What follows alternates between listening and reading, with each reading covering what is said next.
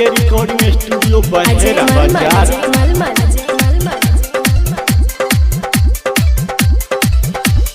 बड़का बड़का college school में गे तू पढ़े छ, घर अंगना के काज ने छोड़ी कन्यो तू सीखे छ। जइहा जभी ससुराल सबके छोड़ पड़तो कतबू पढ़बे लिख में एक दिन बेला धर पड़तो। कतबू पढ़बे लिख में एक दिन बेला धर पड़तो। कतबू पढ़बे लिख में एक दिन बेला धर पड़तो।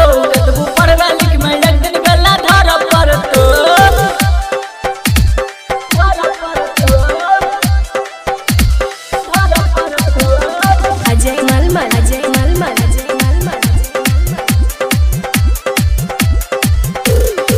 सासू से है तो तोरा रोज रोज लड़ाएगे, जहाँ जाता वहाँ करतो बुराएगे।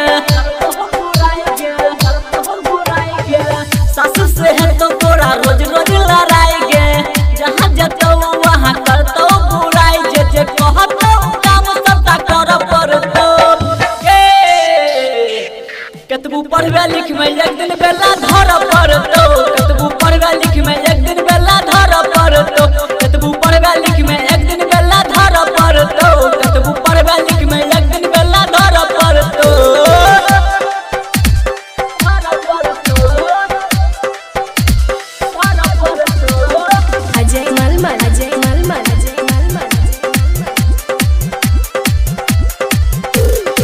नंदी गोतनिया गे जब मरतो ताना, खाए ले बैठबी नहीं निक लगतो खाना।